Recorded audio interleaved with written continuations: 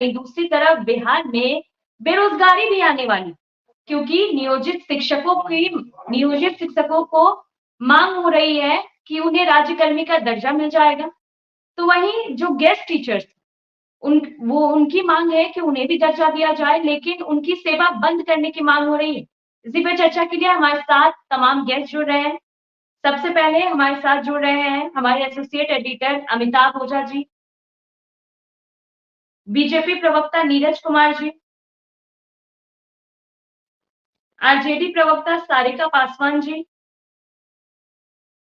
युवा जदयू प्रवक्ता अभिषेक गजेंद्र मुन्ना जी, एलजेपीआर प्रवक्ता विनीत सिंह जी, छात्र नेता सौरभ कुमार जी, शिक्षाविद गुरु रहमान जी, शिक्षाविद राकेश कुमार जी। सर, आप सभी का बहुत बहुत स्वागत है। सबसे पहले मैं हमारे सहयोगी अमिताभ जी से कुछ सवाल पूछना चाहूंगी। सर, गेस्ट टीचर्स ने सरकार के खिलाफ मोर्चा खोल दिया है। अमिताभ जी, आपको मेरी आवाज आ रही है?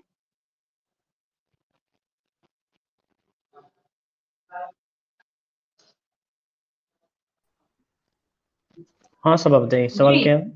जी, मैं पूछ रही थी कि गेस्ट टीचर्स ने सरकार के खिलाफ मोर्चा खोल दिया है। आखिर गेस्ट टीचर्स ये प्रोटेस्ट क्यों कर रहे हैं? नहीं, देखिए, अब जब बिहार में शिक्षकों की कमी थी तो सरकार ने एक पॉलिसी लाई थी कि गेस्ट टीचर की अपॉइंटमेंट हुई थी विभिन्न स्कूलों में, +2 स्कूलों में भी। अब जब बीपीएससी के द्वारा जब नई बहालियां हो गई हैं तो उसके बाद आज से उनकी जो नई बहाली हुई उनकी आज से ज्वाइनिंग हो गई स्कूलों में। लेकिन इनकी ज्वाइनिंग के साथ साथ जो गेस्ट टीचर थे जिनकी तादाद करीब 4000 से ऊपर है, वो अब बेरोजगार हो गए हैं। अब उनके लिए नौकरी नहीं रही है।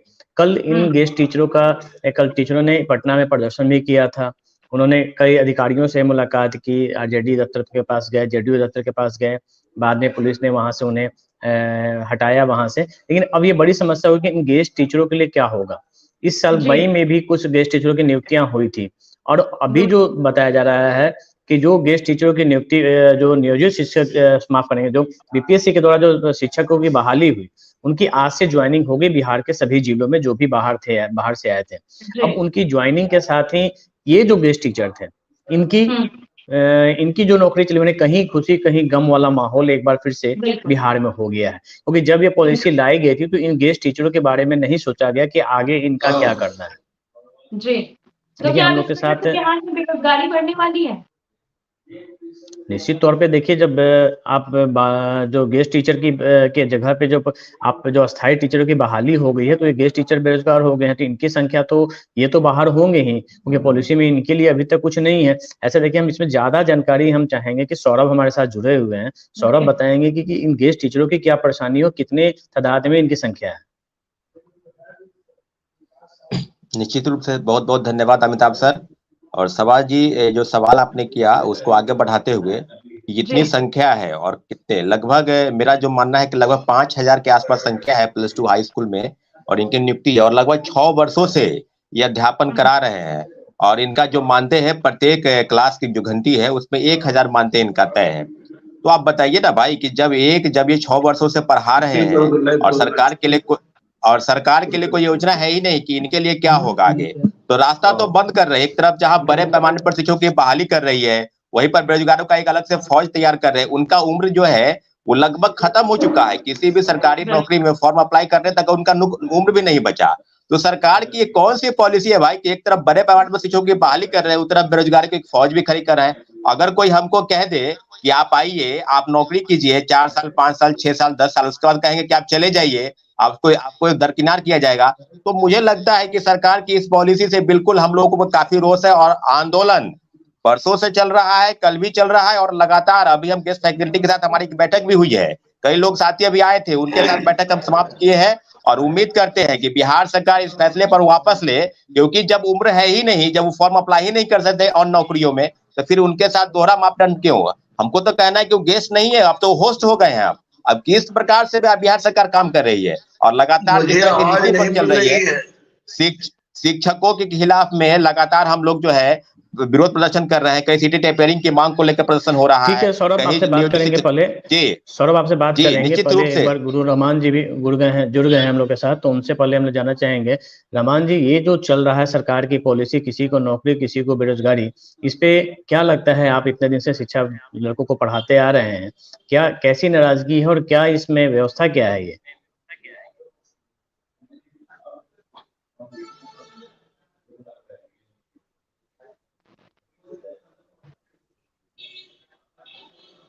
रहमान जी, आपको मेरी आवाज आ रही है? आवाज नहीं मिल रही। रहमान जी, आपको आवाज आ रही है मेरी?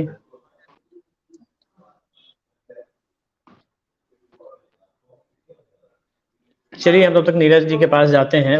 रहमान जी की आवाज नहीं आ रही है हमारे पास। नीरज जी, ये जो आपने सुना जो टॉपिक है हमारा, कि एक तरफ तो सरकार रोजगार देने की बात कर रही है, दूसरी तरफ जो जिन्हें रोजगार अस्थायी रूप से मिला था वो अब बेरोजगार हो गए। जी बिल्कुल, इस विषय पर मैं पहले भी आपके यहाँ डिबेट में आ चुका हूँ और मैं शुरू से इस बात को कह रहा हूँ कि सरकार की मंशा रोजगार सृजन करने की नहीं है। यह चुनाव नजदीक देखकर कुछ बहालियां कर रही है, तो दूसरी तरफ कई संस्थानों को बंद कर रही है, कहीं छटनी कर रही है। तो कुल मिलाकर बोलो आप देखेंगे कि नेट सैलरी रिजल्ट इनका भी 0 ही आने वाला है। इनके साथ दिक्कत क्या है ना कि इनके पास सैलरी देने के लिए फंड नहीं है और सरकार इस बात को सार्वजनिक रूप से पटल पर नहीं बोल सकती है, इसके पास पैसे की दिक्कत है। बिहार सरकार का कुल बजट होता है 2,69,000 करोड़ का लगभग, इसमें मात्र 32,000 करोड़ रुपया ही है जो कि बिहार सरकार का अपना राजस्व है। 33 साल में यही नीतीश कुमार जी की कमाई है, बाकी सारा पैसा केंद्र से आता है। तो इनके पास फंड नहीं है, तो ये एक कहावत चलता है कि इस कोठी का धान उस कोठी में, उस कोठी का धान उस कोठी में, यही ये कर रहे हैं। इनको नई बहाली करनी नहीं है। 1,20,000 की बात की, लेकिन एक्चुअल बहाली उसमें तो 49,000 ही हुई है। बाकी तो सब जो पुराने शिक्षक पहले से काम कर रहे थे उन्हीं की बहालियां हुई, तो कोई बहुत नई बहाली उसमें भी नहीं किए हैं। और बहाली करके मैं एक विषय पर यहाँ 2 पॉइंट में और रखना चाहता हूँ, आज गेस्ट बहुत है तो थोड़ा मुझे रख लेने दीजिए बात को। ये बहाली करके पीठ थपाने जैसा कोई विषय नहीं है। यहाँ इतनी रिक्तियां हैं, टीचर स्टूडेंट रेशियो बिहार का देश में मुझे लगता है कि सबसे खराब राज्य जो होगा 1-2 राज्य उसमें से एक बिहार है। इतना खराब टीचर स्टूडेंट रेशियो है, तो अभी इनके यहाँ और लाखों रिक्तियां हैं, तो इतना चटनी देने से काम चलने वाला नहीं है। इनको और बहाली करनी पड़ेगी, तब जाके शिक्षा व्यवस्था यहाँ की ठीक होगी। एक बात। दूसरी बात कि माननीय प्रधानमंत्री जी ने जो नया एनईपी एजुकेशन पॉलिसी लाया है, तो उसको भी फॉलो करना पड़ेगा। नहीं तो आप 5वीं तक के शिक्षक बहाल कर लें, 10वीं तक के शिक्षक बहाल कर लें, जब तक हम अपने बच्चों को, युवाओं को स्किलफुल नहीं बनाएंगे, तब तक शिक्षा का कोई मतलब नहीं रह जाएगा आगे भविष्य में। तो इस तरह की शिक्षा का भी प्रावधान करना होगा, जो कि माननीय मोदी जी ने एनईपी में लागू किया। ये बच्चे तकनीकी ज्ञान सीखे, बचपन से स्कूल से ही हर तरह के काम को सीखे। वो और मेहमान हैं, अभिषेक जी, आप पहले से जुड़े हुए हैं, आप सवाल भी सुन चुके हैं, क्या जवाब देंगे इसका?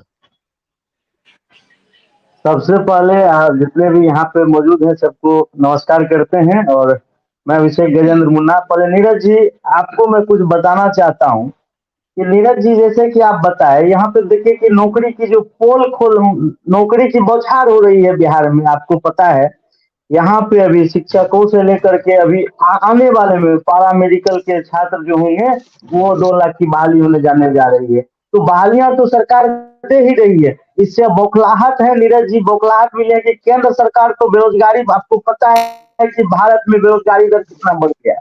नीरज जी को मैं बता देना चाहता हूँ, बेरोजगारी दर आप बताए थे 2 करोड़ नौकरी का वादा किए थे, क्या हुआ? मोदी जी सब ठप कर दिए।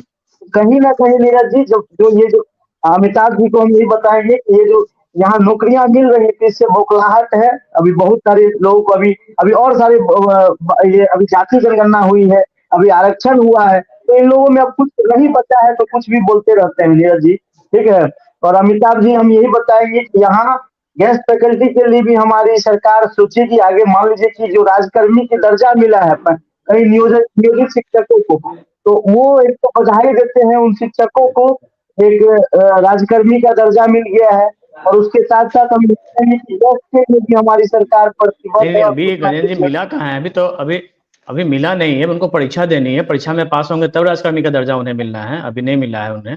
वो परीक्षा उन्हें देनी है, 2 परीक्षा देनी है, उसके बाद वो मिलना है। सारिका जी हमारे साथ बाद में जुड़ी हैं, तो सारिका जी को शायद सवाल मैं बता दूं पहले कि हम लोग यहाँ जुड़े हैं मैम कि जो आज से जो नई बीपीएससी की जो बहाली हुई थी, शिक्षकों ने आज से काम करना स्कूलों में शुरू कर दिया है, लेकिन उनके ज्वाइन करने के बाद जो करीब 5000 के करीब में जो संख्या है, जो गेस्ट फैकल्टी, गेस्ट टीचर के रूप में जिनकी बहालियां हुई थी पिछले 1 साल से, तो वो लोग बेरोजगार हो गए, वो सड़कों पे उतर आए हैं। कल आरजेडी ऑफिस भी वो गए थे डिप्टी सीएम से मिलने के लिए, वहां भी उन्होंने किया, जेडी ऑफिस भी गए थे। तो उनके बारे में जो नई पॉलिसी है, इन गेस्ट टीचरों के बारे में कहीं सोचा नहीं गया है, क्योंकि इसमें ज्यादातर वे लोग हैं जो लगभग सरकारी परीक्षा का जो एग्जाम देने की जो उम्र सीमा होती है उसके करीब पहुंच चुके हैं, कुछ पार कर चुके हैं, जैसा कि सौरभ भी हमारे साथ जुड़े हुए हैं, जो गेस्ट फैकल्टी से टीचरों के साथ बात करते रहे हैं। तो इनका ये कहना है, तो ये कहना है कि जब नई पॉलिसी बनी और जितनी बहालियां हो रही हैं, तो इन गेस्ट टीचरों के भी कुछ कहीं ना कहीं इनके बारे में भी सोचा जाता, जो नहीं सोचा गया था, जिसकी वजह से अब आज ये सड़कों पे उतरे हैं। तो इस पे हम चाहेंगे कि आप अपने जवाब दें।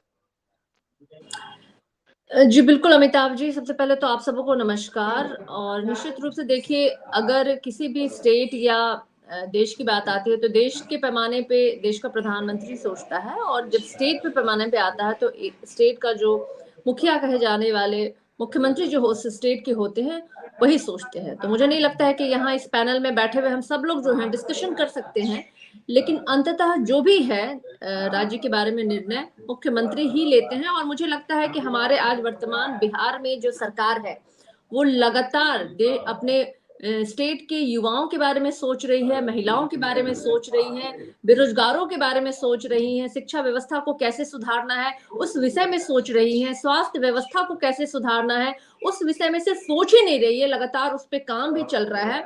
मतलब मेरा कहने का तात्पर्य ये है कि वर्तमान सरकार बिहार के विकास को गति देने के लिए और साथ ही साथ जो वादे हमारे डिप्टी सीएम तेजस्वी यादव जी ने युवाओं से किए थे उन वादों को भी पूरा करते हुए लगातार वो आगे काम कर रहे हैं। और मुझे लगता है ये बहुत ही सराहनीय है जो 2 नवंबर को वहां पे गांधी मैदान से 1,20,000 नियुक्तियां पत्र बांटी गई, और अब तो छठ पूजा समाप्त हो गई और लगभग अब सबों को स्कूल भी डिप्यूट कर दिया गया है, अब उनका वेतन भी बनना शुरू हो गया है। काम शुरू कर दिया है जी बिल्कुल। और मुझे लगता है कि सारे लोग, और दूसरे फेज की भी बहाली जो है वो फॉर्म फिलअप करने का जो है वो ऑलरेडी निकल चुका है, लोग भर भी रहे हैं। अब गेस्ट टीचर्स की बात हो रही है, तो मुझे लगता है कि अमिताभ जी, हम और आप सब जानते हैं कि वो जो उनकी जो रिक्रूटमेंट हुई थी वो निश्चित रूप से एज ए गेस्ट फैकल्टी ही हुई थी।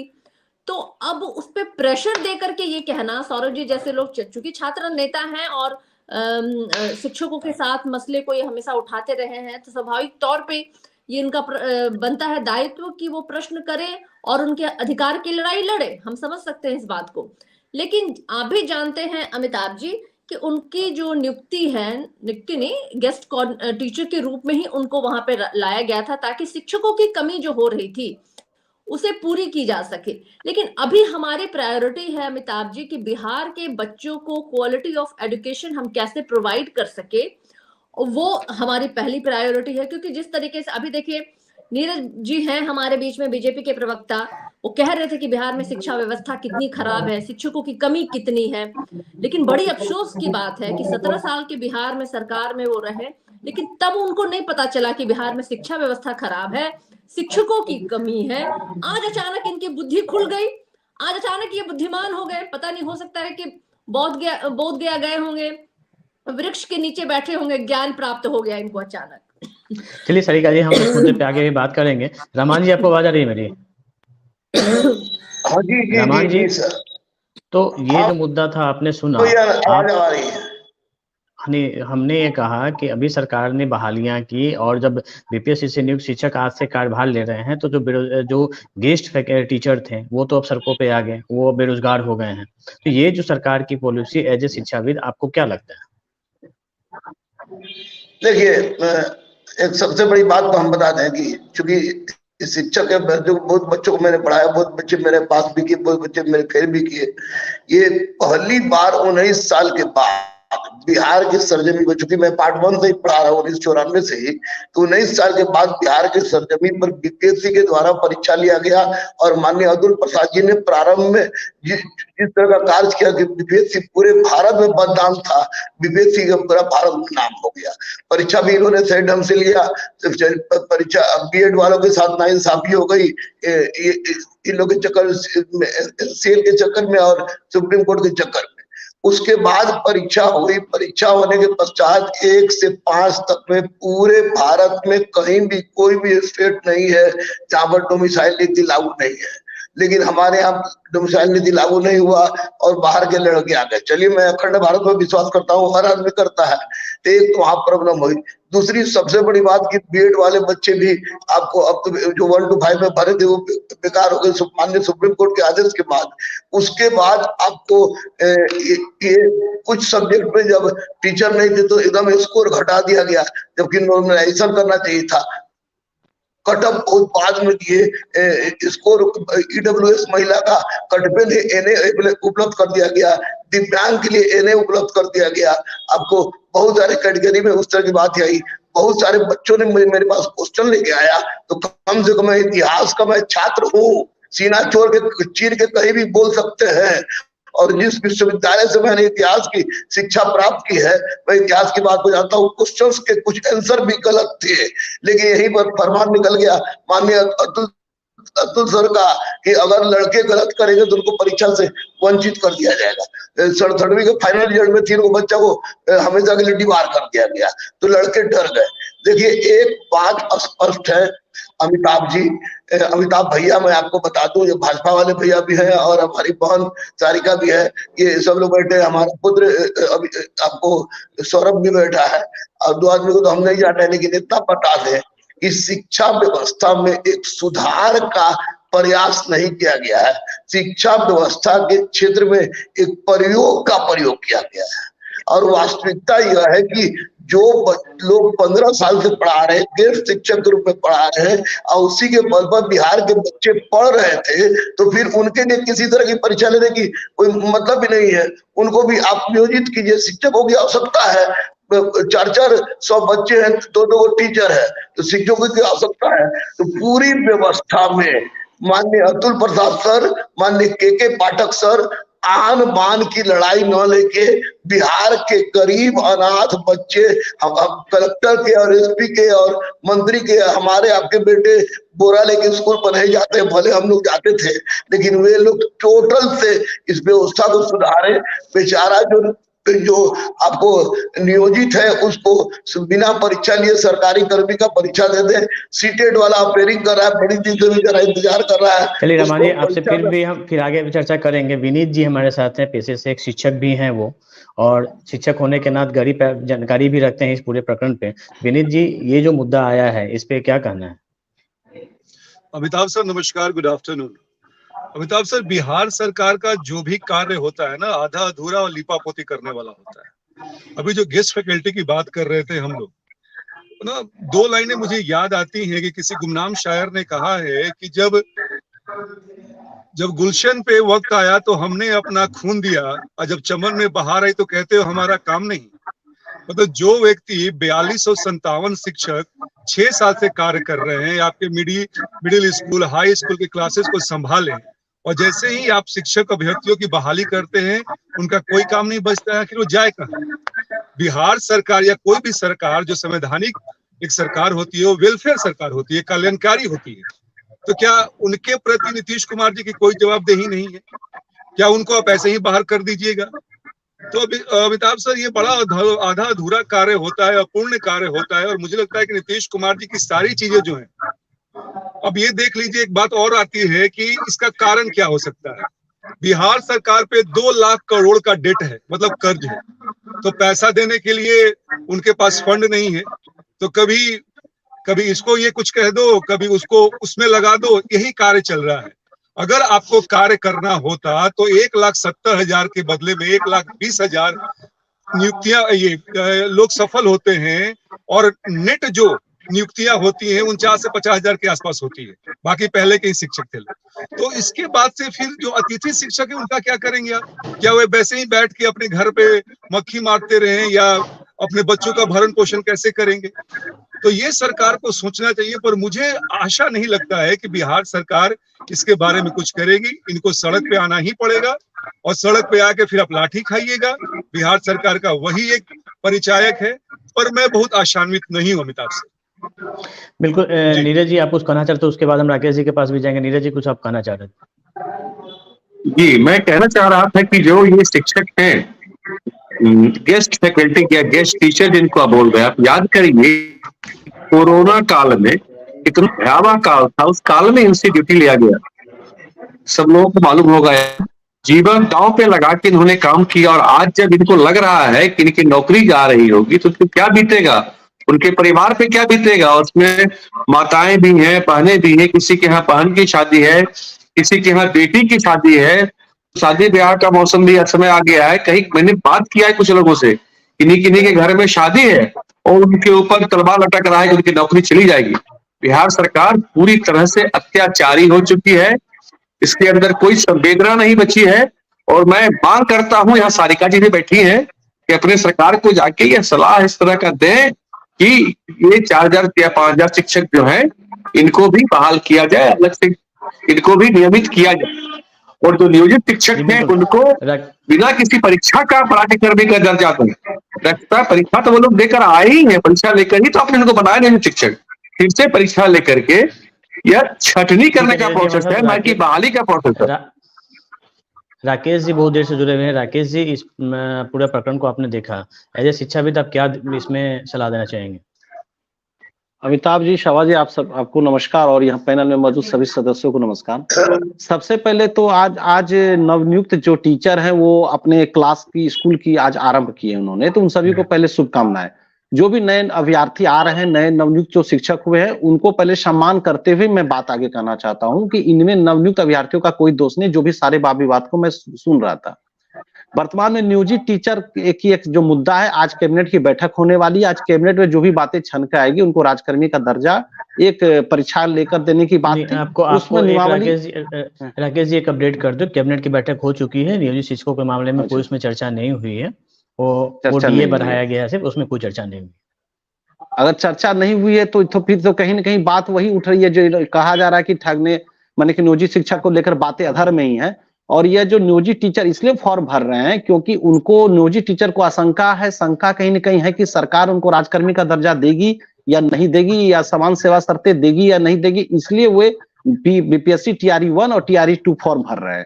तो उनको फॉर्म भरना उनका मौलिक अधिकार, वो हम लोग छीन नहीं सकते, कोई भी नहीं, उसका विरोध भी नहीं किया जा सकता। अब इसमें सवाल है कि सरकार की नीतियां कहीं न कहीं विसंगतियां हैं कि नियोजित शिक्षक को आप बहाल किए हैं जिस प्रोसेस पे, आप राजकर्मी का दर्जा दे या परीक्षा लेकर ही दे, एक क्लियर कट आप स्पष्ट रूप से एक नियमावली को स्पष्ट सामने रखें ताकि TRE 2 में हमारे फ्रेशर ज्यादा से ज्यादा फॉर्म भर पाए। दूसरा कि जैसा कि सौरभ जी ने, आप लोगों ने मुद्दा उठाया था कि अतिथि शिक्षक के बारे में, अतिथि शिक्षक की जो बहाली की बातें हो रही है, अतिथि शिक्षक जो भी कार्यरत हैं, तो अभी सरकार उनको स्पष्ट रूप से हटाई नहीं है, जो कि मैं कुछ स्पष्ट रूप से कर सकता हूं, लेकिन उसके बारे में भी सरकार को कुछ सोचना चाहिए क्योंकि अतिथि शिक्षक भी अभी समय पर काम दिए हैं, तो उनके लिए एक सिक्योरिटी होनी चाहिए, उनके लिए कुछ नियमावली होनी चाहिए कि उनको सिक्योरिटी मिले जॉब का और उनके लिए कुछ अच्छा हो। यही हम लोग उम्मीद सरकार से कर सकते, मेरा यही कहना है। लेकिन वाद विवाद के बीच इतना जरूर कहूंगा कि बहालियां हो रही है तो वो पॉजिटिव साइन है बिहार के लिए। हमें सब चीज में निगेटिव नहीं भी देखना चाहिए, लेकिन नियोजित शिक्षक इसलिए फॉर्म भर रहे हैं कि उनका मौलिक अधिकार है, राजकर्मी का दर्जा लेना चाहते हैं तो वो उनका अधिकार है। हाँ, सरकार की विसंगतियां है कि उनको अलग से आप पहले ही उनके बारे में नियमावली स्पष्ट कर देते, राजकर्मी का दर्जा दे देते, या 6 महीना पहले उसका एग्जाम ले लेते सक्षमता ही, और तब जाके वो नवनियुक्त बीपीएससी फ्रेश फॉर्म भरते ही नहीं। इसलिए सारा विवाद यहाँ पर है कि नियोजित टीचर को के साथ हम भेदभाव या उनको दूसरे नजर से देखने की परिपाटी न पक्ष को होनी चाहिए न विपक्ष को होनी चाहिए। हम पूरे प्रकरण में 1 महीना से देख रहे हैं कि नियोजित टीचर को विलेन के रूप में पेश किया जा रहा है, फ्रेशर के द्वारा भी, पक्ष के द्वारा भी, विपक्ष के द्वारा भी। अधिकारी तो जो भी उनके साथ कर रहे हैं तो सबको पता ही है। तो ये चीजें, यही मेरा ही है कि पॉजिटिव। दरअसल यही बात अभी चली आ रही है, जिस तरह से कोर्ट में तारीख दर तारीख होती है, वही शिक्षकों के साथ है कि परीक्षा दर परीक्षा ही केवल उनसे ली जा रही है, उनके हित के बारे में नहीं सोची जा रही। आप रहमान जी कुछ बोल रहे थे, उसके बाद हम सरिका जी के पास जाएंगे। आप कुछ कहना चाह रहे थे? देखिए, स्पष्ट रूप से मैं बता दूं आपको, सारिका जी हो या नीरज भैया हो, जो भी लोग हो, मैं स्पष्ट रूप से बता दूं कि नियोजित शिक्षक को हटा देने की क्षमता किसी में नहीं है। मैं स्पष्ट रूप से सब पार्टी वाले लोगों को बोल दे रहे हैं, बेचारा 15 साल से भी समय दिया है, सब 6 साल से भी समय दिया है सब, और किसी के नेचुरल जस्टिस ऑफ लाइफ को मैंने भी वकालत की है कि नेचुरल जस्टिस ऑफ लाइफ को अब छीन नहीं सकते हैं। अभी परिस्थिति ये है कि अभी जो बिहार सरकार के पास अच्छे शिक्षक नहीं है, 400 बच्चे हैं, 202 शिक्षक है। पाठक जी के कारण शिक्षक बच्चे पहुंचने लगे, शिक्षक डरे पहुंचने लगे, शिक्षकों की कमी है। तो अतिथि शिक्षक को या नियोजित शिक्षक को हटा देने की क्षमता किसी सरकार में नहीं है। सच तो यही है। अभी आवश्यकता है बिहार के उस सड़ी हुई शिक्षा व्यवस्था को सुधारने की, जहां पर दाल भात खिचड़ी के नाम पर बच्चे उपस्थित होते थे। डीपीओ हो या डिस्ट्रिक्ट एजुकेशन ऑफिसर हो, सब मिले हुए होते थे, सब के सब करप्ट होते थे। तो अभी सारे राजद हो, जदयू हो, कांग्रेस हो, भाजपा हो, जो पार्टी हो, उनसे गुरु होने के नाते, गुरु की उपाधि मुझे एपीजे अब्दुल कलाम ने दी है। मेरा अनुरोध है कि मिलजुल के इस शिक्षा रूपी संकट को दूर करें। अतुल प्रसाद जी ट्वीट पर ट्वीट करना छोड़े और नियोजित शिक्षक को राजकर्मी का दर्जा मिले, अतिथि शिक्षक को समायोजित किया जाए, सीटेट अपेयरिंग वाले को फॉर्म भरने का मौका मिले, एडिट में जो उसका गलती हो गया उसको एडिट का चांस मिले, और आपको स्पष्ट रूप से शिक्षा को सुधारा जाए। क्योंकि स्कूल बहुत है, ठेकेदारों ने खोल रखा है, शिक्षक कम है। और इतने बड़े चैनल से मैं बोल रहा हूं कि अभी पार्टी और जाति को भुला के अगर लोग भारत के शिक्षा पर देख लिए, मैं गुरु होने के नाते बोल रहा हूं, तो बिहार की तकदीर बदल जाएगी। अच्छा परिवर्तन है, संक्रमण के दौर में परिवर्तन का दौर चल रहा है। ये परिवर्तन अगर सफल हो गई तो निश्चित रूप से बिहार में एक शैक्षणिक क्रांति होगी। परीक्षा देने या न देने से क्या डर है? 15 साल तक जिससे पढ़वा रहे थे उससे परीक्षा क्या लेंगे? यानी 15 साल वो बेकार पढ़ा रहा था, उसे तो कोई परीक्षा लेने का तुक नहीं है। अतिथि शिक्षक जो पढ़ा रहा था उसे परीक्षा लेने का तुक नहीं है। जो नए बेचारे सीटेट किए हुए, बीएड किए हुए हैं, उनको मौका दीजिए। बिहार की शिक्षा व्यवस्था को सुधारिए। करप्ट है अमिताभ सर, करप्ट है, करप्ट है, करप्ट है। मैं गुरु रहमान बोल रहा हूँ। शिक्षक अजीब टाइप के हो गए हैं और इस व्यवस्था में निश्चित रूप से अतुल प्रसाद सर और के पाठक सर ठीक किए हैं। तो लकी फरमान नहीं चलेगा कि पूछोगे तो डिबार कर देंगे, लेकिन शिक्षा में सुधार होने की बात हुई है और ये इसको काबिले तारीफ है। लेकिन सारे बच्चों को मौका दें। लंबे समय के बाद कोई अच्छा अध्यक्ष मिला है और इतनी बड़ी संख्या में बेरोजगारी है, इसलिए सीटेट को मौका दे दें, नियोजित शिक्षक को राजकर्मी का दर्जा करके इससे छाटे, वहां विशुद्ध बेरोजगार को लोग को दे दे, जो एडिटिंग किया उसको सुधार दे, एकदम स्वच्छता के साथ सेकेंड लिस्ट निकाल दे। Nothing more than that sir, हमको किसी से कोई मतलब नहीं। ठीक रहमान जी। अभिषेक मुन्ना जी, रहमान जी ने जो बताया, आप कितना इत्तेफाक रखते हैं उससे?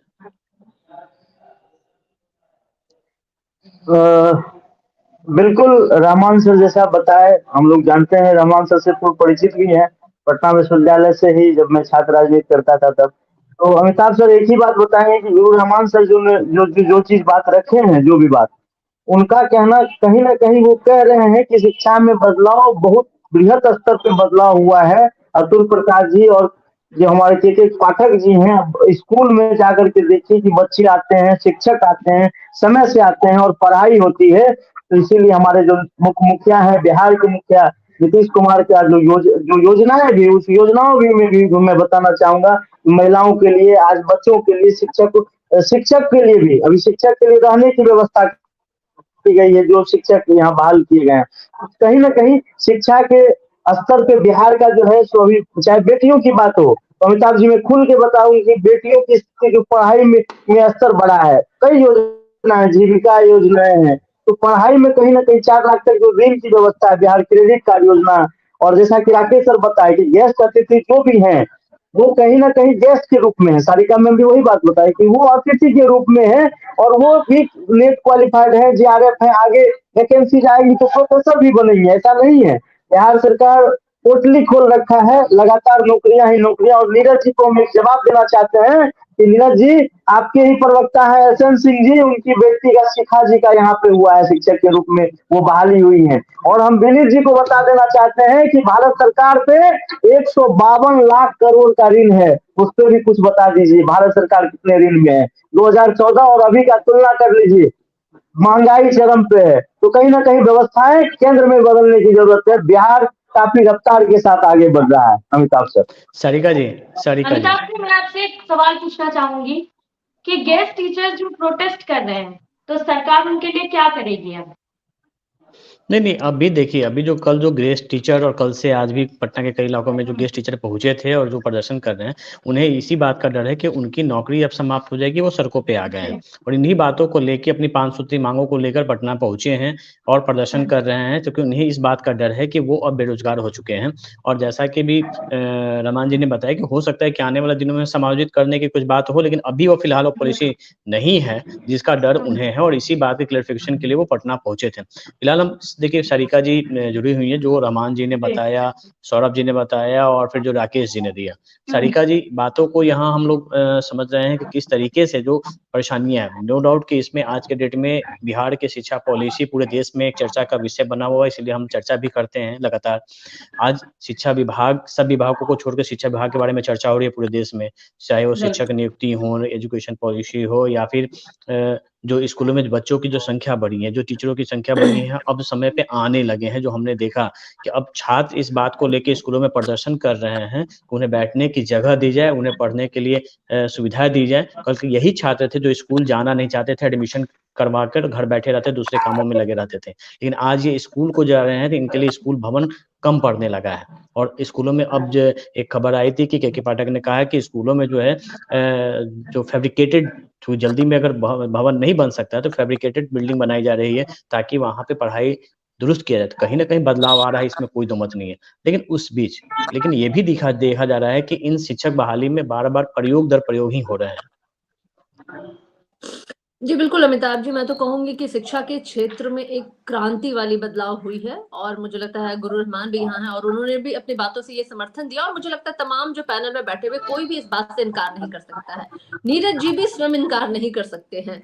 हाँ, अलग बात है पार्टी की बातों को वो रखने के लिए वो मजबूर हैं, तो वो ढूंढ रहे हैं वो कि हम क्या नेगेटिव बातें बोले, लेकिन एक्चुअली आज वो भी निरुत्तर है कि वो आखिर इस फैसले में कहां से सरकार के लूप होल्स निकाले।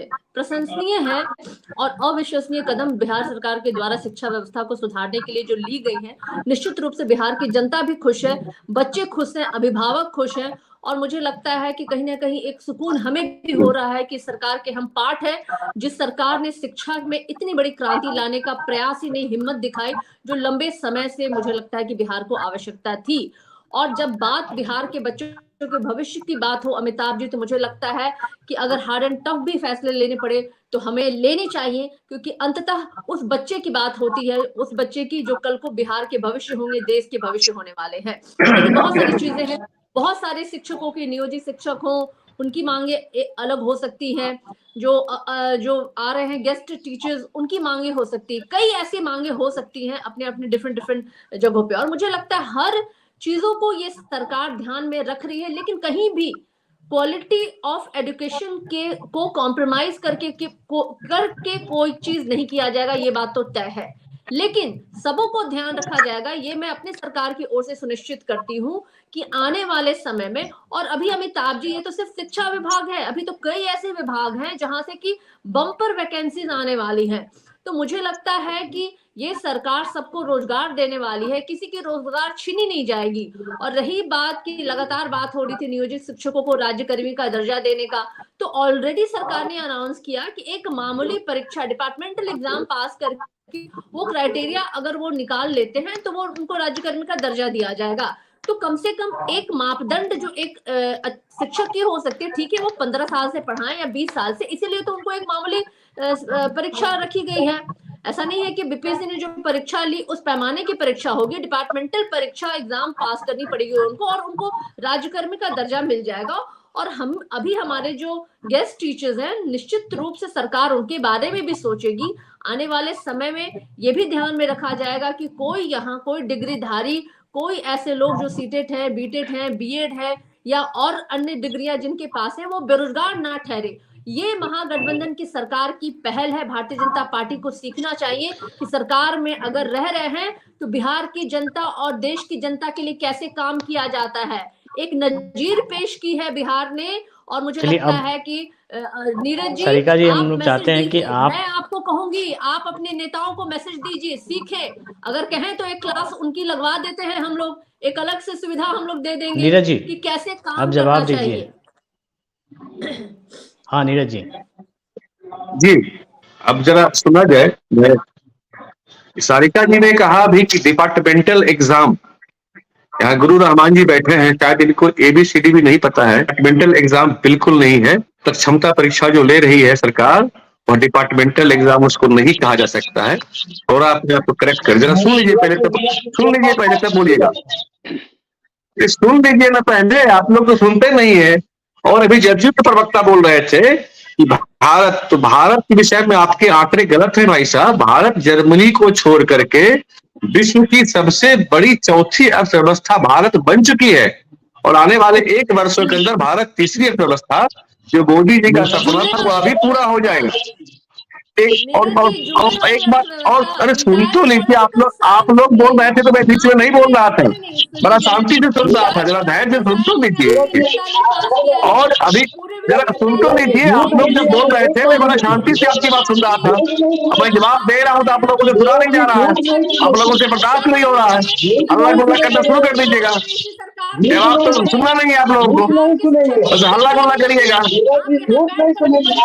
झूठ नहीं, आपको मालूम नहीं है, आपको मालूम नहीं है। पहले अरे गूगल कर छोड़िए, तो पहले अपने मुख्यमंत्री जी का आप लोग इलाज करवाइए, उसके बाद कोई बात करिएगा यहाँ, उसके बाद कोई बात करवाइएगा। उन लोगों का कोई अधिकार नहीं बनता है शिक्षा और अर्थव्यवस्था पे बात करने की। बिहार को तो लूटा, लालू के बिहार को लूटा। सारिका जी, आपकी पार्टी के लोगों ने राजनीति को व्यवसायीकरण कर दिया, राजनीति का व्यवसाय बना दिया, पूरे बिहार को लूटा, चारा खा गए, हरकत पी गए, क्या क्या नहीं खा गए, गरीबों का जमीन हड़प लिए और नौकरी भी नहीं दी, और नौकरी भी नहीं दी। बात करें तो आप लोगों ने क्या क्या नहीं किया। तो जरा मुद्दे की बात सुन लीजिए ना, जरा 2 मिनट रुक जाइए सारिका जी, मैं आपकी बात को धैर्य से सुन रहा था। अब आगे से करेंगे तो मैं भी आपको बोलने नहीं दूंगा, मैं भी आपको नहीं बोलने दूंगा। इस तरह से बात करेंगे तो सारिका जी, जो सवाल आप कर रही हैं नीरज जी, उसका अभी यहाँ, जवाब अरे थोड़ी बोलने दीजिए लोग। अभी यहाँ गुरु रहमान जी बैठे हैं, अगर मैं गलत होगा तो वो मुझे थोड़ा करेक्ट भी कर देंगे। शायद एक प्रावधान भी है कि 240 डेज, 240 दिन अगर कोई कहीं काम कर लेते हैं तो उनको नियमित, अरे सुन लीजिए, उनको नियमित करने है। तो सरकार को जो अतिथि टीचर है, गेस्ट टीचर है, किसी भी हाल में सरकार इनको नहीं हटा सकती, तो करना ही होगा। और ये हम लोग मांग भी करते हैं कि आप इनको बेरोजगार नहीं कर सकते, सड़कों पर नहीं ला सकते, एक लालू परिवार का पॉकेट भरने के लिए। रहमान जी, आप कोई भी आंकड़े पेश रहमान जी को बोल दीजिएगा कि चुनावी जुमला है। सुनना क्यों नीरज जी, कतई नहीं सुनना है हमें आपकी, देश नहीं सुनना चाहिए। बिहार की जनता तो बिल्कुल नकार चुकी है आपको। देश बिल्कुल सुन रहा है, देश सुन रहा है। आप चंद मुट्ठी में लोग जो बोलते रहे, देश सुन रहा है और देश मोदी जी को वोट दे रहा है। जी बोलिए। नीरज भैया, सारिका बहन, अब भाई लोग जो चश्मा वाले भाई हमारे बहुत बहुत प्यार, सौरभ बेटा, और हम अमिताभ भैया बता दें कि नीरज भैया जब भी बोलेंगे तो ये राजनीतिक भाषा बोलेंगे, मजबूरी है। सारिका बहन जब भी बोलेगी तो राजनीतिक भाषा बोलेंगे, मजबूरी है। चश्मा वाले भाई जब भी बोले तो राजनीतिक भाषा बोलेंगे, मजबूरी है। सौरभ जब भी बोले तो राजनीतिक भाषा बोलेंगे, मजबूरी है। लेकिन यहाँ पर मूल मुद्दा साला बिहार की शिक्षा व्यवस्था को उठाना है। इसके लिए माननीय नरेंद्र मोदी हो या माननीय नीतीश कुमार हो, माननीय तेजस्वी जी हो, उससे मतलब नहीं है। इससे मतलब है यहाँ की शिक्षा व्यवस्था को उठाना, इसमें सहायिका बहन मेरी हुई, नीरज भैया हुए, बाकी लोग जितने लोग हुए, सबसे रिक्वेस्ट है मेरा कि इसको राजनीतिक मुद्दा हटा के इसका जितना पेज फंसा है, ये सरकार के द्वारा नहीं फंसा है, ये अतुल प्रसाद सर और के पाठक सर ही पेज फंसा है, पेज ठीक कर देंगे। और इतना बात नीरज में अमिताभ भैया याद रखिए कि जो आदमी अस्थायी रूप में किसी संस्था में 3 महीना से अधिक समय तक खट रहा है, सरकारी संस्था में अतिथि के रूप में, चाहे वो कॉलेज में हो, तो ऐसी परिस्थिति में नेचुरल जस्टिस के अनुसार उसका समायोजन सरकार को करना पड़ता है। ये हाई कोर्ट से जाए या सुप्रीम कोर्ट, यही बात मैं कह रहा था। लेकिन नियोजित शिक्षक का परीक्षा नहीं हो, क्योंकि बेचारे 15 साल से पढ़ा रहे हैं। अगर डिपार्टमेंटल परीक्षा होती है तो कोई बात नहीं है, लेकिन सक्षमता की परीक्षा की कोई आवश्यकता नहीं है।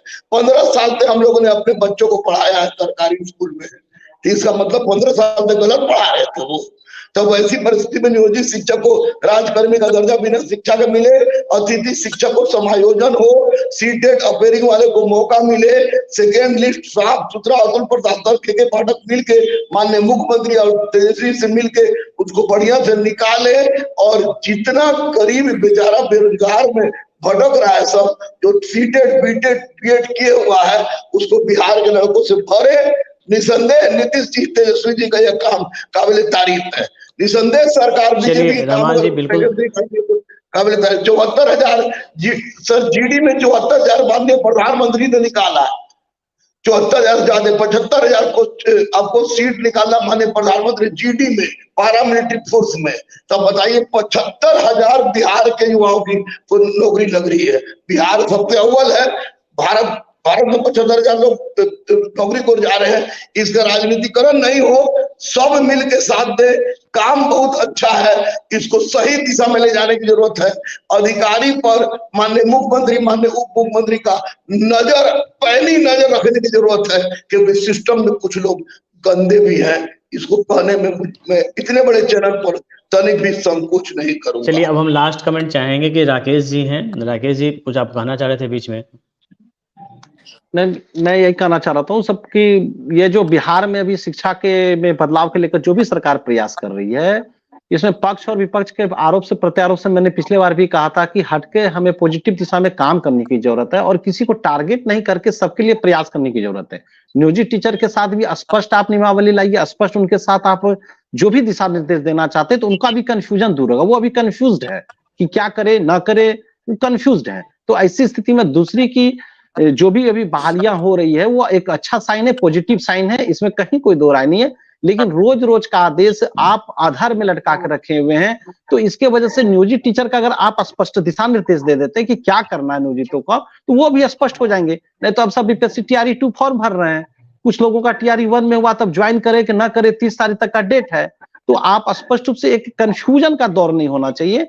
और माननीय जो अभी हमारे शिक्षा अपर सचिव है और जो आयोग के चेयरमैन साहब है, निश्चित रूप से उन्होंने अच्छा काम किया। उसमें उस काम को लेकर कहीं कोई मैं नहीं कह रहा हूं, नहीं, शिक्षा में बदलाव को लेकर, प्रयास को लेकर ही पॉजिटिव है। सरकार की भी मंशा सही है।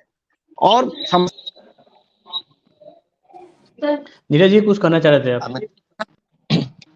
अमिताभ सर, नीरज जी को काफी समय मिला, थोड़ा सा Amitabh sir 2 minute sir.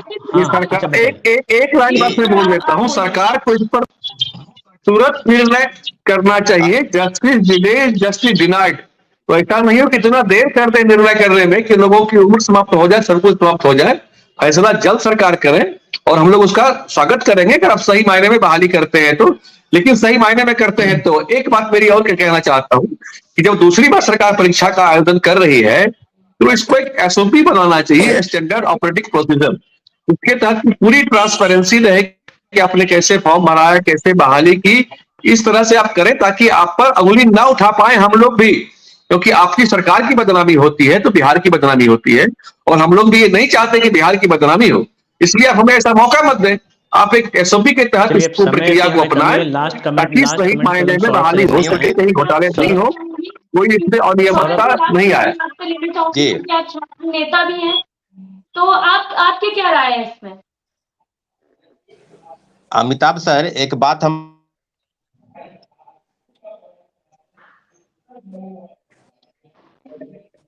Saurabh ji, आवाज आपकी नहीं आ रही आवाज नहीं है। आ रही। मेरी बात ये चली गई थी अमिताभ जी की बात, यही कहूंगा कि सकारात्मक लोग चीजों से के रूप में हम लोग को देखने की जरूरत है। सौरभ के गुरुजी और से कहने पूछ लीजिए, प्रेशर हम भी ग्रुप जो फाइनल होता बता है, दे रहे सर। प्रेशर ग्रुप का ही नतीजा है कि आज नियोजित टीचर के लिए राजकर्मी का दर्जा के लिए सरकार पहल कर रही है। तो प्रेशर ग्रुप में छात्र नेता रहे, चाहे जो भी टीम रहे, प्रेशर ग्रुप का काम करते हैं। इनको राजनीतिक रूप से नहीं बल्कि प्रेशर ग्रुप के रूप में भी हम लोग देख सकते हैं। विपक्ष भी प्रेशर ग्रुप के रूप में नहीं है। बिल्कुल, और देखिए एक सरकार बात बाध्य इसमें हुई है। इस जी, जो निश्चित रूप से। शिक्षक बहाली और का जो मीडिया पहला को, चरण हुआ आप उसमें लोग भी जिस तो प्रेशर तरीके ग्रुप से के हर रूप में बार ही है। प्रयोग दर प्रयोग अमिताभ हुए या सर, नए-नए नियम उसमें अमिताभ सर, हम बोल रहे हैं कि इसमें गोल घुमा के बोलने का क्या जरूरत है? सरकार क्या करेगी भाई? सरकार हमारी मुखिया है। इसमें ये भाई साहब बोल रहे थे, इसमें कौन कह रहा है कि महिलाओं को पढ़ाने में नीतीश कुमार पीछे हटे हैं? कौन कह रहा है? लेकिन बिहार की शिक्षा व्यवस्था का नाम भी तो पूरा भारत में बदनाम हुआ है, कभी वैश्विक पेपर में छपा है। तो आज इस व्यवस्था में जो शिक्षा व्यवस्था में सुधार हो रहा है, ये अच्छी बात है। लेकिन इसमें तुगलकी फरमान, एकदम आदेश कि कुछ करोगे तुमको डिबार कर दिया जाएगा, वो सब छोड़े। नियोजित शिक्षक को चुपचाप राजकर्मी का दर्जा दे दें, अतिथि शिक्षक को समायोजित कर लें, सीटेट वाले को, अपेरिंग वाले को मौका दे दें और सेकेंड लिस्ट पूरा पारदर्शिता के साथ निकाल लें। सर, हर लोग चिल्लाने के लिए जिंदाबाद, इनकलाब जिंदाबाद, कलम क्रांति देखिए जिंदाबाद, देखिए बीजेपी देखिए जिंदाबाद, देखिए रहमान जी, अभी जिंदाबाद, क्या है, राजद जब जिंदाबाद। सिलसिला शुरू हुआ है तो कई चीजें सामने आ रही है। अब देखिए, जब नियोजित शिक्षक, अब जो नए बहाली वाले शिक्षक हैं वो जब जा रहे हैं स्कूलों में अपनी क्लास शुरू करने, तो पता चल रहा है कि बिल्डिंग ही नहीं है, कहीं खेत में बैठा के तंबू में लगा के उनसे ज्वाइनिंग कराया जा रहा है। तो ये सब बातें निकलेंगी और बात दूर तक जाएंगी, इसमें कोई दमत नहीं, क्योंकि अभी ये शुरुआत हुई है। जब शुरुआत हुई है तो कई बातें सामने आएंगी। आप सबका इस चर्चा में जुड़ने के लिए बहुत शुक्रिया, क्योंकि अभी हम बाद में ही जुटेंगे और शिक्षकों के मुद्दे पे निश्चित जुड़ेंगे और हम पॉजिटिव चर्चा करेंगे कि ताकि कुछ बातें निकल के आए, जिस तरीके से रहमान जी ने बताया, राकेश जी ने बताया और निहारिका जी हैं, मुन्ना जी हैं, चाहेंगे कि सरकार तक ये बात पहुंचाएं कि जो विवाद है, जो इस तरीके से बार बार नियम में तब्दीलियां होती हैं, उससे कई लोग जो है परेशान भी होते हैं, जो अभ्यर्थी हैं परेशान भी होते हैं और कहीं ना कहीं कंफ्यूजन की स्थिति भी होती है। सब बिल्कुल, बहुत बहुत शुक्रिया आप सभी का हमारे साथ जुड़ने के लिए। दरअसल बिहार के जो गेस्ट टीचर्स हैं वो मांग कर रहे हैं कि उनकी भी नौकरी पक्की कर दी जाए, और अगर सरकार ऐसा नहीं करती है, गेस्ट टीचर्स इसके खिलाफ मोर्चा भी खोलकर बैठे हैं। वो कह रहे हैं कि अगर सरकार ऐसा नहीं करती है तो सरकार को इसका खामियाजा लोकसभा चुनाव में भुगतना हो। हालांकि अब देखना ये दिलचस्प होगा कि सरकार गेस्ट टीचर्स का प्रोटेस्ट रोकने के लिए क्या करती है। फिलहाल के लिए इतना ही। देखते रहिए News 24।